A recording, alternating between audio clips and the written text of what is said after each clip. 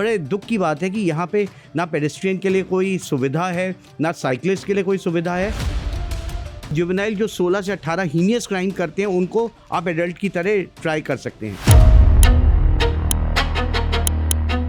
कई बारी पोशे केस में या और केसों में रिकमेंडेशन गई कि इसको हीनियस क्राइम माना जाए, तो कोर्ट्स ने मना किया कि एक्सीडेंट एक हीनियस क्राइम नहीं है।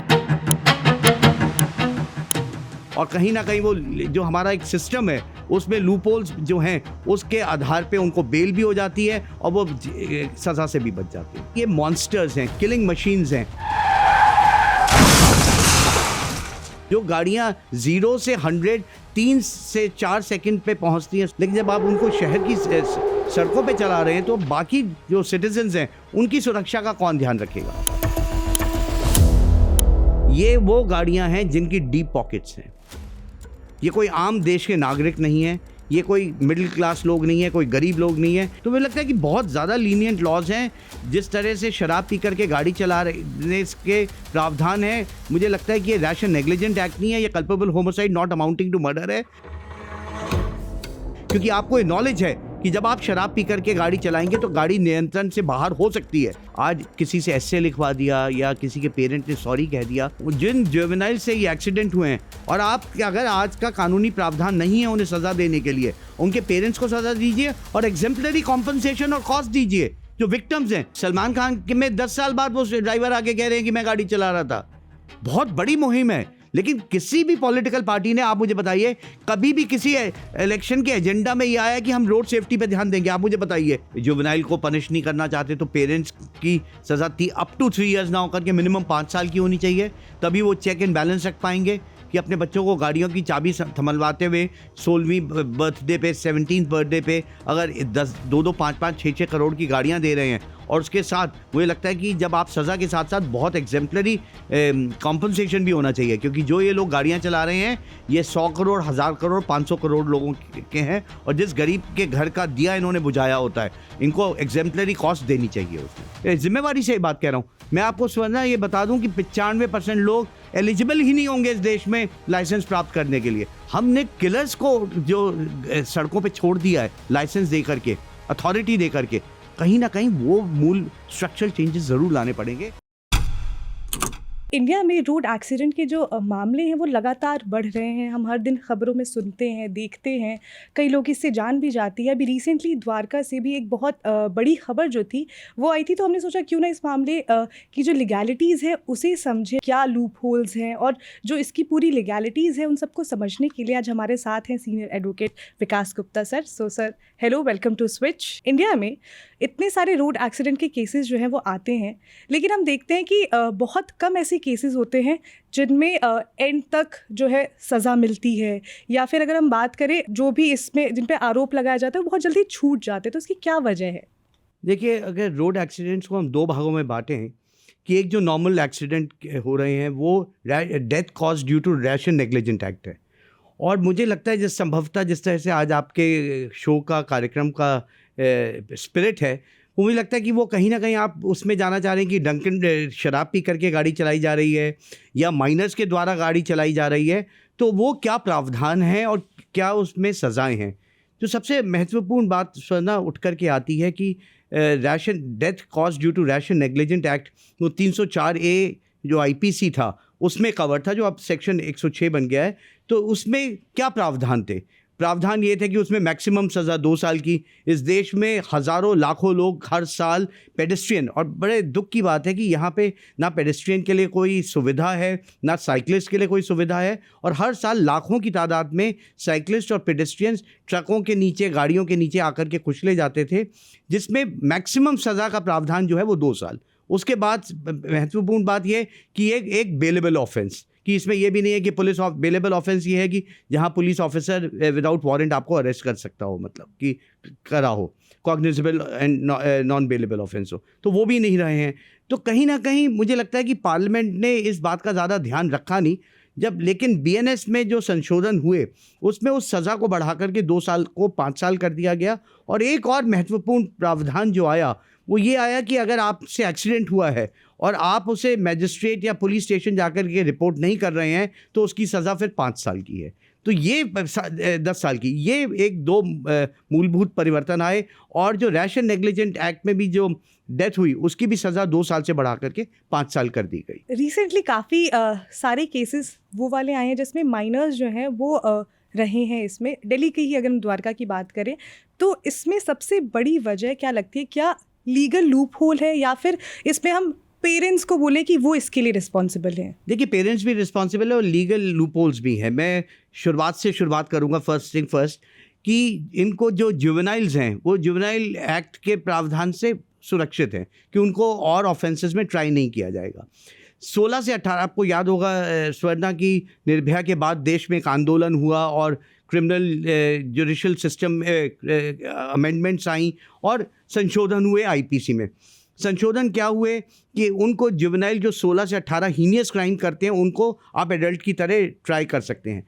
लेकिन जिस तरह से कई बारी पोर्शे केस में या और केसों में रिकमेंडेशन गई कि इसको हीनियस क्राइम माना जाए, तो कोर्ट्स ने मना किया कि एक्सीडेंट एक हीनियस क्राइम नहीं है। हीनियस क्राइम की डेफिनेशन में और प्रावधान में और केसेस जैसे आते हैं कि एसिड अटैक हो गया, ग्रीवियस हर्ट हो गया, रेप हो गया, गैंग रेप हो गया, मर्डर हो गया। लेकिन उसमें जान तो जा रही है लोगों की। बिल्कुल, मैं उसी पॉइंट पे आ रहा हूँ कि कहीं ना कहीं यहाँ जो लीनियंसी रखी गई है, आप ये देखिए, ये मॉन्स्टर्स हैं, किलिंग मशीन्स हैं, जो गाड़ियाँ 0 से 100 3 से 4 सेकंड पे पहुंचती हैं। वरना आप उसका अंदाज़ा लगाइए कि पलक झपकते ही अगर गाड़ी स्टेशनरी पोजीशन से 100 की स्पीड से जाएगी, या आप उसे एक्सप्रेस वे पे चला रहे हो एक अलग बात है, लेकिन जब आप उनको शहर की सड़कों पे चला रहे हैं तो बाकी जो सिटीजन्स हैं उनकी सुरक्षा का कौन ध्यान रखेगा।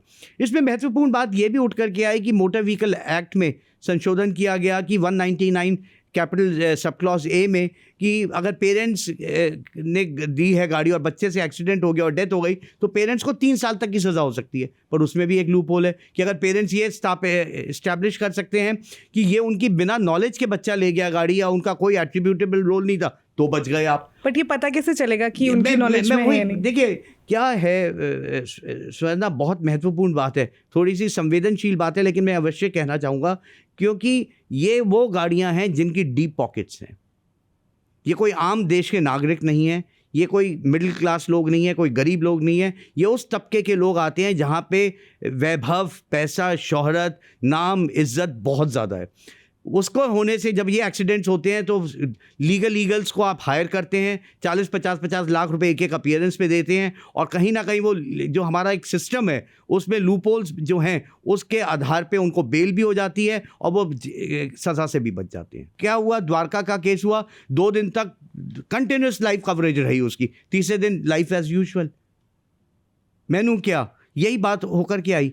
तो मुझे लगता है कि कहीं ना कहीं अगर देश के पेडेस्ट्रियंस को, देश के सिटीजन्स की जान माल की सुरक्षा के लिए अगर एक मुहिम छेड़नी पड़ेगी, और कहीं ना कहीं मुझे लगता है कि हीनियस जो टर्म है उसको एक्सपैंड करना पड़ेगा, या तो कोर्ट्स करें, और कोर्ट्स नहीं कर रहे तो मुझे लगता है कि ये पार्लियामेंट का दायित्व है। फिर अगर कोर्ट्स रिफ्यूज़ कर रहे हैं कि उसको हीनियस इन रोड एक्सीडेंट्स को जिसमें डेथ हो जाती है ड्रंकन ड्राइविंग के, और आप इन मॉन्स्टर्स को, किलिंग मशीन्स को आप सड़क पे छोड़ देते हैं, तो मुझे लगता है कहीं ना कहीं अगर कोर्ट इस डेफिनेशन को एक्सपैंड नहीं करना चाह रही तो मुझे लगता है कि उसमें पार्लियामेंट को संशोधन करना पड़ेगा। राइट।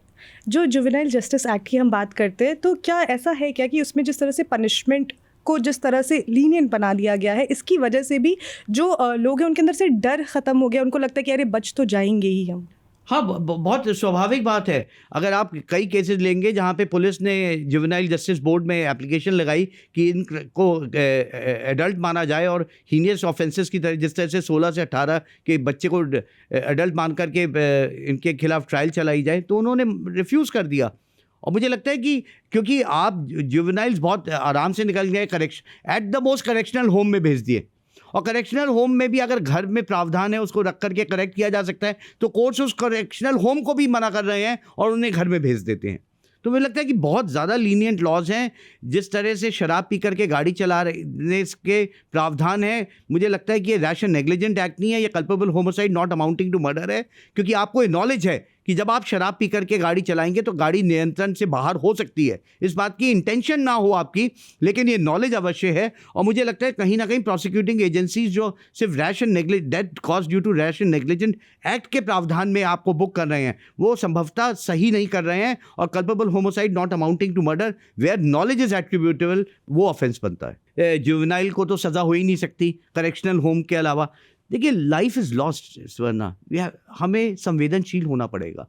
आज किसी से एस्से लिखवा दिया या किसी के पेरेंट ने सॉरी कह दिया, मुझे लगता है कि हमें अपने समाज में इस एजुकेशन को, इस बात को आखिरी आदमी तक लेके जाना होगा कि किस तरह से, अगर आप अपने बच्चों को, अगर आप अमीर हैं, आपका स्टेटस है, तो आप ऐसी मॉन्स्टर्स गाड़ियाँ उनको जो पकड़ा रहे हैं, आपका भी दायित्व कहीं ना कहीं होना चाहिए। मुझे लगता है कि समाज के लोगों को की चेतना को जगाना भी बहुत आवश्यक है। वो चेतना मरी नहीं है पर सो अवश्य गई है। तो मुझे लगता है कि इन्हीं प्रयासों से आप लोगों की अगर एक नेशनल कैंपेन हो कि किस, एक बहुत महत्वपूर्ण बात मैं आपको बताऊंगा कि अगर आप 95% लोगों के लाइसेंस रद्द कर दीजिए और उन्हें आप बुलाइए कि आपको लाइसेंस का टेस्ट देना पड़ेगा, ड्राइविंग टेस्ट देना पड़ेगा, और तब लाइसेंस आपको, अब मैं आपको बड़ी जिम्मेवारी से बात कह रहा हूँ, मैं आपको समझना ये बता दूं कि 95% लोग एलिजिबल ही नहीं होंगे इस देश में लाइसेंस प्राप्त करने के लिए।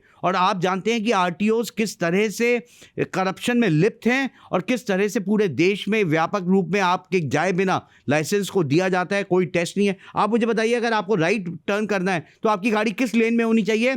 95 नहीं 99% लोग ये नहीं बता पाएंगे कि गाड़ी किस लेन में होकर के टर्न कर। यहाँ तो आप देखिएगा जो एक्सट्रीम लेफ्ट में गाड़ी होगी वो एक्सट्रीम राइट में जाकर के क्रॉस करते आगे से हैं। तो मुझे सीधे लगता टर्न कर है लेते मूलभूत हैं। जो स्ट्रक्चरल चेंजेस हैं, अगर हम ये बातें करें कि 2 दिन हमने कैंपेन चला दी, उस बच्चे के संवेदनशील, उसके पेरेंट्स को दिखा दिया, उनका इंटरव्यू किया, I think that is not sufficient. अगर हमें समाज में, राष्ट्र में परिवर्तन लेकर के आने हैं तो स्ट्रक्चरल चेंजेस लाने पड़ेंगे। और जब तक आप स्ट्रक्चरल चेंजेस नहीं लाएंगे, आपने किसी केस में 2 साल की सज़ा बढ़ा दी, आपने सिंबॉलिकली 4 लोगों को, मानिए आपने सज़ा दे भी दी, मान लीजिए उनको 5 साल के लिए या 3 साल के लिए पेरेंट्स को जेल भेज भी दिया, तो क्या आपको लगता है कि ये स्ट्रक्चरल चेंज आ जाएगा? मूलभूत स्ट्रक्चरल चेंज कैसे आएगा जब तक आप रोड की सेफ्टी नॉर्म्स एक एक इंसान के, एक एक सिटीजन को बताएंगे नहीं, सिखाएंगे नहीं, ज्ञान नहीं देंगे? वो हो क्या रहा है, आरटीओ में जाइए, 2000, 5000, 10,000 रुपये दीजिए और लाइसेंस ले लीजिए। आप वहाँ जाइए, यहाँ दुबई में जाइए या आप चाइना जाइए, एक आदमी एक बूंद शराब पी करके भी गाड़ी में बैठ के, व्हील पे बैठ के चलाने को तैयार नहीं है। वो गाड़ी वहीं छोड़ता है, टैक्सी लेता है, अपने घर जाता है, अगले दिन आता है, गाड़ी उठा करके लेके जाता है। मैं मानता हूँ भारत देश में वो कल्चर नहीं आएगा, संभवतः हमारे जीवन काल में नहीं आएगा, लेकिन कहीं ना कहीं हमने किलर्स को जो सड़कों पे छोड़ दिया है लाइसेंस दे करके, अथॉरिटी दे करके, कहीं ना कहीं वो मूल स्ट्रक्चरल चेंजेस ज़रूर लाने पड़ेंगे। अगर आप इस तरह की कंटिन्यूसली, जो आज आपके पेडेस्ट्रियंस और साइकिलिस्ट की जितनी मौतें होती हैं, उतनी कैंसर और ट्यूबरकुलोसिस और बाकी बीमारियों से नहीं होती। उन बीमारियों पे देश 2.5-3.5% ऑफ जीडीपी खर्च करता है। और जो स्ट्रक्चरल चेंजेस हैं, जो बेचारे चल रहे हैं सड़क के ऊपर, ये बहुत ही महत्वपूर्ण बात मैं आपको बता रहा हूँ, इस पे 0.001% भी पैसा नहीं खर्च करा जा रहा। जीडीपी का 3%, 4% हेल्थ पे खर्च कर रहे हैं। पेडेस्ट्रियन को मार दिया, साइकिलिस्ट को मार दिया, उसको बचाने के लिए कुछ क्या क्या चेंजेस लेके आ रही हैं सरकारें? या do they even realise also कि ये कोई समस्या है? क्योंकि क्या हो रहा है, सड़क पे चलता हुआ आदमी या साइकिलिस्ट, वो इतना आम आदमी है, कहते तो हैं कि आम आदमी की सरकार है, यही रियल पावर है और हम तो सेवक है। सेवक नहीं है, उन उस आदमी की ज़िंदगी की कोई कीमत ही नहीं है, इसलिए उसके बारे में कोई विचार तक नहीं करता। बस साल के एंड में एक रिपोर्ट आ जाती है जिसमें पता चल जाता है कि एक्सीडेंट में कितने लोगों की जानें गई हैं। लेकिन सर, मैं ये जानना चाहती हूँ आपसे कि हम जब भी किसी भी प्रॉब्लम के बारे में बात करते हैं, कि कोई भी समस्या हो, तो वो एक बात पे आ जाती है कि स्ट्रक्चरल चेंजेस की ज़रूरत है। वो फिर आ जाता है कि करप्शन, क्योंकि अगर हम लाइसेंस की बात करें तो हायरार्किकल प्रॉब्लम है उसमें, हर लेवल पर देखेंगे तो कहीं ना कहीं किसी न किसी तरह का करप्शन है। फिर ये बात आ जाती है कि ये चेंजेस आएंगे कैसे? हम स्ट्रक्चरल चेंजेस, मान लीजिए हमने लॉ हम लेकर आ गए, लॉ तो अभी भी है ना, लेकिन फिर भी तो ये चीज़ें हो ही रही हैं, तो वो कैसे बदलाव होगा? देखिए, अगर go back to the licence thing, अगर लाइसेंस आप, ठीक है, मैं ये नहीं कह सकता हूँ कि 130 अगर 70 करोड़ लोगों के पास लाइसेंस हो, आप रद्द कर दीजिए और बनाइए, लेकिन जब जब उनको रिन्यू करने का वक्त आएगा तब कहीं तो बदलाव आप लेके आइए ना। रिन्यूअल का प्रोसेस तो ठीक होना चाहिए। अब वो कैसे ठीक होगा? वो सरकार में बैठे नुमाइंदे जो एक्सपर्ट कमेटी के लोग हैं, जो रोड सेफ्टी नॉर्म्स को समझते हैं, उनका काम है ये करना। हम एक बात को उजागर कर सकते हैं, मैं कोई रोड सेफ्टी में एक्सपर्ट नहीं हूँ, लेकिन उस बात को उजागर कर सकते हैं कि ये हम नहीं कह दे कि आप 50 करोड़ लाइसेंसेस को रद्द कर दीजिए और फिर से नया बनाइए, लेकिन कहीं तो शुरुआत होगी। और वो शुरुआत कब होगी? मुझे लगता है कहीं ना कहीं मुहिम ज़रूर उठेगी। थोड़े दिन उठती है, फिर गायब हो जाती है, कुछ एक्सीडेंट्स होते हैं, फिर गायब हो जाते हैं। और मैंने आपको इसमें ना ये कहा कि ज़्यादातर ये जो मॉन्स्टर्स, जो किलिंग मशीन्स हैं, वो सब एफ्लुएंट फैमिलीज से आ रहे हैं। They are with huge deep pockets, जहाँ वो 20-20, 30-30, 50-50 करोड़ रुपया वकीलों पे खर्च कर रहे हैं। और मेरा एक इतना मानना है कि जब जिन जुवेनाइल से ये एक्सीडेंट हुए हैं, और आप अगर आज का कानूनी प्रावधान नहीं है उन्हें सज़ा देने के लिए, उनके पेरेंट्स को सज़ा दीजिए और एग्जेम्पलरी कॉम्पनसेशन और कॉस्ट दीजिए जो विक्टिम्स हैं। अगर आप सिस्टम पे 20 करोड़ 10 करोड़ रुपए खर्च कर रहे हैं, तो आप उसी विक्टिम की फैमिली को 50 करोड़ रुपए कंपनसेशन निकालेंगे। एग्जेम्पलरी कॉस्ट लगाइए। जब तक कानून नहीं है आप उसको सज़ा नहीं दे सकते, लेकिन एग्जेम्पलरी कॉस्ट तो लगाई जा सकती है उन पेरेंट्स के ऊपर। मैं ये जानता हूँ लाइफ लॉस्ट वो कॉम्पनसेट नहीं कर सकती उस फैमिली के लिए, पर कहीं मरहम का काम तो कर सकती है कम से कम। क्योंकि कई सारी फैमिलीज़ में होते हैं वो सोल अर्नर होते हैं या फिर वो बच्चे होते हैं, मतलब जिस भी तरह से होते हैं, तो उनकी फैमिली के लिए तो कुछ ना कुछ तो सपोर्ट सिस्टम हो उनके लिए, राइट। हम लीगल प्रोसीडिंग की बात करते हैं, तो इसमें हम देखते हैं कि जो एफ्लुएंट फैमिली से लोग हैं उनके लिए कुछ लॉ सिमिलर ही है, लेकिन उसकी जो इम्प्लीमेंटेशन है वो बहुत अलग अलग तरीके से। मान लीजिए कि एक गरीब परिवार का कोई बच्चा है, अगर उससे एक्सीडेंट हो जाता है, और वहीं एक अमीर परिवार का बच्चा है, उससे एक्सीडेंट हो जाता है, तो हम दोनों ही केसेस में जो अंतर है वो प्रत्यक्ष रूप से हम देखते हैं। उसकी क्या वजह है? देखिए वही है क्वालिटी ऑफ लॉयर्स। मतलब जब लीगल एड में पुअर लीगल एड दे रहे हैं, अच्छे वकीलों को आ ही नहीं रहे हैं, अच्छे वकील आके देना भी चाहते हैं तो पॉलिटिकल इंटरफेरेंसेस हैं कि किनको स्टेट के काउंसिल बनाना है, किसको नहीं बनाना है। और डिफेंस के काउंसिल्स एक केस लड़ रहे हैं, पीपी आकर के 50 केस कर रहा है, तो quality of his effort goes into one case is also different. तो आकर के बेस्ट से बेस्ट लॉयर्स डिफेंस के खड़े हो रहे हैं, और प्रोसिक्यूशन में क्या है, बियॉन्ड रीजनेबल डाउट है। ये प्रिपॉन्डेंस ऑफ प्रोबेबिलिटी का गेम तो है नहीं, और state has to establish the case, prove the case beyond reasonable doubt. और जब आप उन केसेस में प्रोसिक्यूशन में आप गैप्स ढूंढ लेते हैं तो इंसाफ कहीं और चला जाता है। किसी ना किसी ने तो वो ऑफेंस किया ही होता है। आप दिखा देते हैं कि जी वो ड्राइविंग सीट पे नहीं था, वो साथ वाली सीट पे था या पीछे की सीट पे था। ऐसे ऐसे आए हैं कि ब्लड के सैंपल्स चेंज कर दिए गए हैं। जिन बच्चों ने अल्कोहल पी रखी थी उन पेरेंट्स ने अपने ब्लड सैंपल्स दे करके ट्रायल को प्रभावित किया है। और इसकी जो स्क्रिप्ट होती है एक जैसी आप देखने को मिलती है, या तो 3 दिन बाद पता चलता है कि ड्राइवर जो थे वो गाड़ी चला रहे थे और वो उसकी रिस्पॉन्सिबिलिटी लेते हैं। सलमान खान में 10 साल बाद वो ड्राइवर आके कह रहे हैं कि मैं गाड़ी चला रहा था, और ये स्क्रिप्ट मिलती जुलती है। वही मैंने आपको कहा कि अगर as far as death cause due to rash and negligent act है तो बेलेबल ऑफेंस है। जब तक इसे आप culpable homicide not amounting to murder पे नहीं लेके जाएंगे, आपको बेल तुरंत मिल जाएगी। अब ये है कि पुलिस कौन से धाराओं में एफआईआर रजिस्टर कर रही है, ये बहुत महत्वपूर्ण बात है। मैंने स्वर्ण जी जैसे आपको कहा 2 दिन कानपुर की घटना का हुआ, द्वारका का इतना अनफॉर्चुनेट इंसिडेंट हुआ, बिलखती माँ रह गई। 2 दिन के बाद आप बताइए कि लाइफ एज यूजुअल, और वो कहाँ कंक्लूजन तक पहुंचेगा, कौन उसकी मदद को आएगा? पूरा सिस्टम तो आकर के जो रईसज़ादे लैम्बोर्गिनी चला रहे हैं, पोर्शे चला रहे हैं, उनके साथ खड़ा हुआ है। आप देखिए मेल्ट डाउन कर दिया जाए। संजीव नंदा को कन्विक्शन हुई 304 culpable homicide not amounting to murder, उसे दिल्ली हाई कोर्ट ने death cause due to rash and negligent act में कर दिया। सुप्रीम कोर्ट ने उसे करके 2 साल की सज़ा में अंडरगॉन कर दिया। तो अब मुझे बताइए कि किसको ब्लेम किया जाए? शुरू से शुरू करना पड़ेगा। मुझे लगता है अगर बदलाव चाहिए तो शुरू से शुरू करने की ज़रूरत है। मैं बेसिक चीज़ें जानना चाहती हूँ।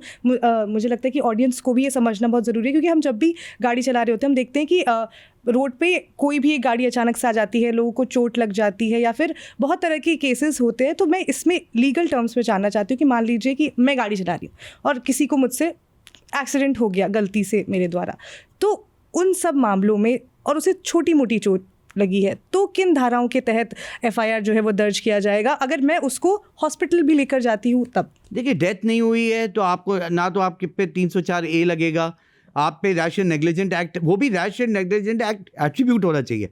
ये नहीं है कि सारे ही एक्सीडेंट आपकी नेग्लिजेंस से हुए हैं।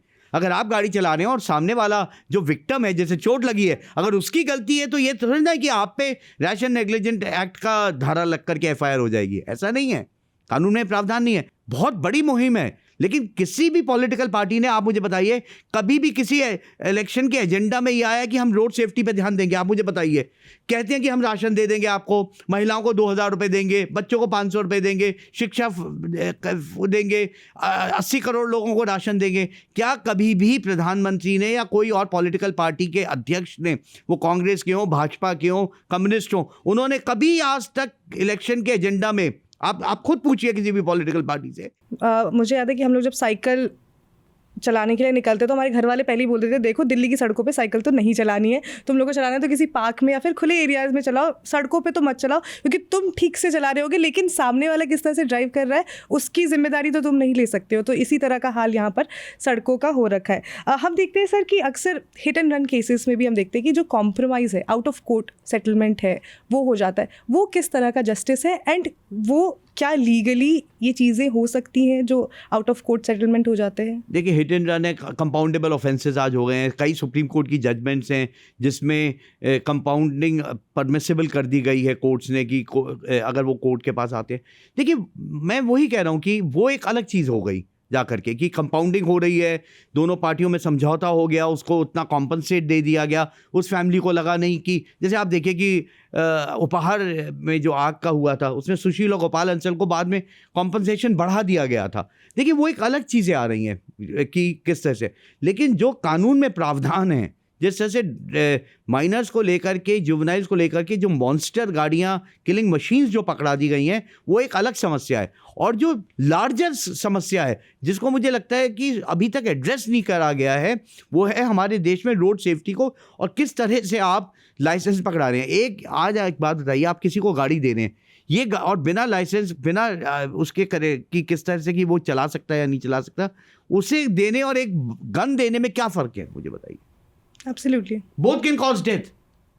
अगर वो गलत चलाई गई तो दोनों ही death, it will result in death. तो ये इंपॉर्टेंट बात है। हाँ, जैसे अगर मान लीजिए मेरा लाइसेंस नहीं, बट मैं गाड़ी तो खरीद ही सकती हूँ। गाड़ी खरीदने को लेकर तो कुछ भी ऐसा नहीं है कि आपके पास लाइसेंस होना ही चाहिए।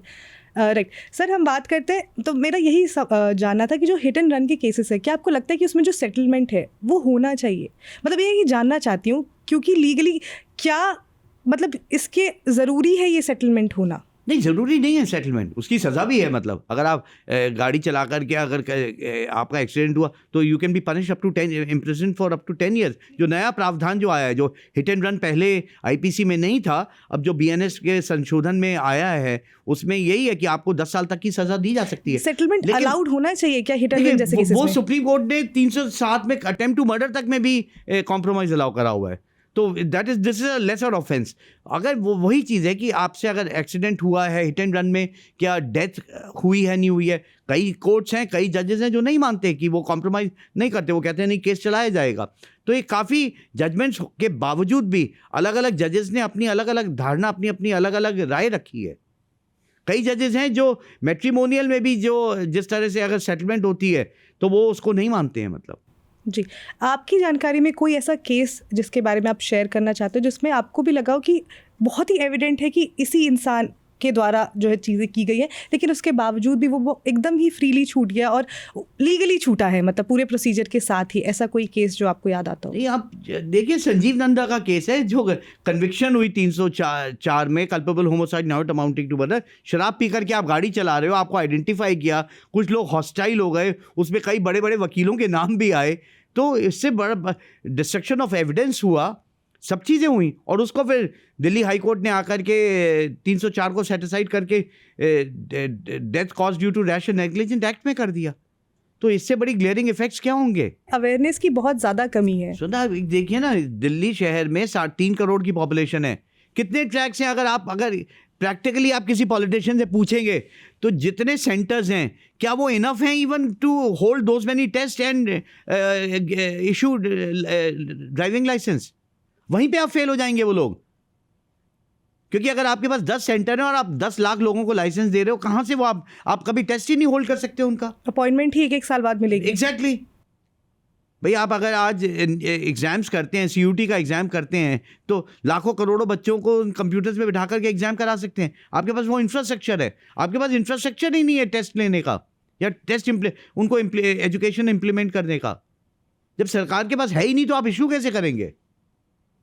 और सबसे बड़ी बात है, मैंने I have never heard any political party, किसी पॉलिटिशियन को मैंने इस बात पे बात करते हुए नहीं देखा। मतलब बातें होती है कि रोड बहुत अच्छी बन गई, हाईवेज बहुत अच्छे बन गए, लेकिन उन पे जो गाड़ियाँ चलेगी उनका क्या? हाँ, यही उम्मीद करते हैं कि इस बारे में और ज़्यादा बातें हों, इस टॉपिक पे और बातें हों, क्योंकि बहुत इंपॉर्टेंट बात है। क्योंकि किसी एक की भी जान अगर किसी भी वजह से जाती है तो इम्पॉर्टेंट है, और रोड एक्सीडेंट की वजह से तो एक साल में लाखों लोगों की जान जा रही है। तो ये बहुत ही संवेदनशील जो मुद्दा है, और हम यही उम्मीद करते हैं कि आगे आने वाले टाइम में हम इस पे और बातें करें, इस पे और चर्चा करें।